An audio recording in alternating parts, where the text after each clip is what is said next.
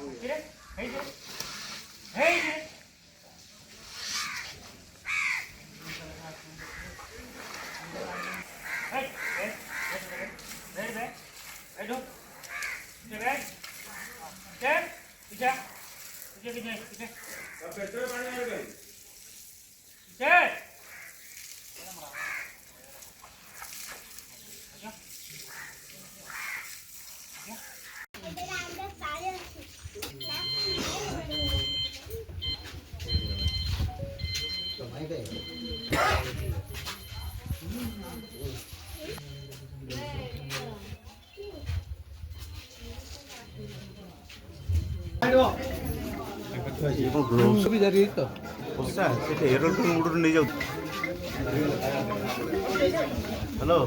आज ये नंदनकानन में विश्व हाथी दिवस पालन कहीं हाथी मान सुरक्षा और संरक्षण नितांत आवश्यक होता है। प्रतिवर्ष अगस्ट 12 तारिख 2012 मसीह हाथी दिवस विश्व हाथी दिवस पालन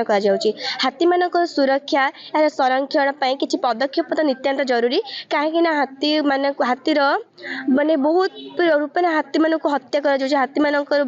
हाथी मैंने विलुप्त होबार लगे असुरक्षित जातीय रूप हाथी मान को एबेठू हाथी मान सुरक्षा न करबा तो तेबे हाथी मान विलुप्त होबार लगे। तेणु हाथी मान सुरक्षा नितांत जरूरी अटे। आउ हाथी मान तो सुरक्षा माने बहुत करा जाउची। आमर 30,000 हाथी रु एबे कर्णाटक रे 2023 गणना अनुसार 1966 हाथी अच्छा आम एति हाथी अच्छा आगू जदि आम हाथी मान संरक्षण न करबा हाथी विलुप्त हो। तेणु एति जति हाथी अच्छा वृद्धि करबा दरकार ना हाथी संख्या कमिबे। आठी आसिक देखिली कि ये एलिफेंट दिवस चलती तो मु जाना चाहिए कि कौन ये एक्चुअली होची मुझे समय बस से प्रोग्राम एक्चुअली चलती कि एलिफेंट मान को केमती सुरक्षित देवा दरकार आउ से कौन एक्चुअली ठीक ठाक माने भल खराब से विषय जानापा ये सब प्रोग्रामटा चलती एक्चुअली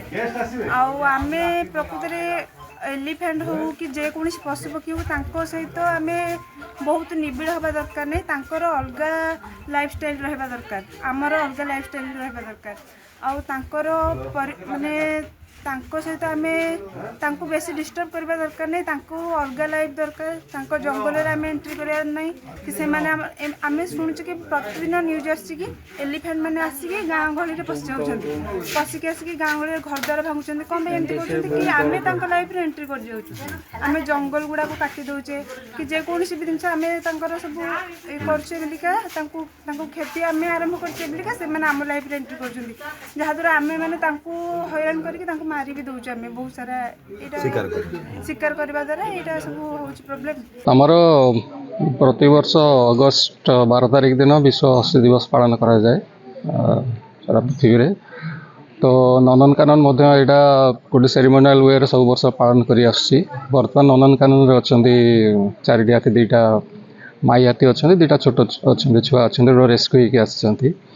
होकर पालन एटा उद्देश्य है आमर लोक मान भितर सचेतनता सृष्टि करवा हाथी संरक्षण हाथी सहित सहावस्थान हाथी आमर जोटा वर्तमान प्रेजेंट सिचुएशन रे जोटा चली आमर एलिफेंट ह्यूमन एलिफेंट इंटरेक्शन विभिन्न प्रकार समस्या आसी ताकू केमती कोप अप करके लोक मानकर हाथी मान प्रति कंपासनेट बढ़िबो। विशेषकर आम स्टूडेंट मान को डाकिचु आम विभिन्न एक्टिविटीज नंदनकानन टीम करुँच से स्टोरी टेलिंग अच्छी एलिफेंट उपर सिग्नेचर कैंपेन हम अन्य सचेतनता कार्यक्रम मान अनुष्ठित करा सर बर्तमान नंदनकानन में हाथी संख्या कम अच्छी तो वंशवृद्धि किसी पदक्षेप नौ नंदनकानन हाथी वंशवृद्धि सेमती किसी कार्यक्रम नहीं बर्तमान जेहेतु मेल एलिफेंट नहांती सेमती आनिकी करिवार बोधे किसी योजना नहीं जदि सेमती किसी कौन सी सिचुएशन आसे भविष्य में मेल एलिफेंट आसती से देखा आम किसी ब्रीडिंग प्रोग्राम आज नंदनकानन हाथी ना बर्तमान।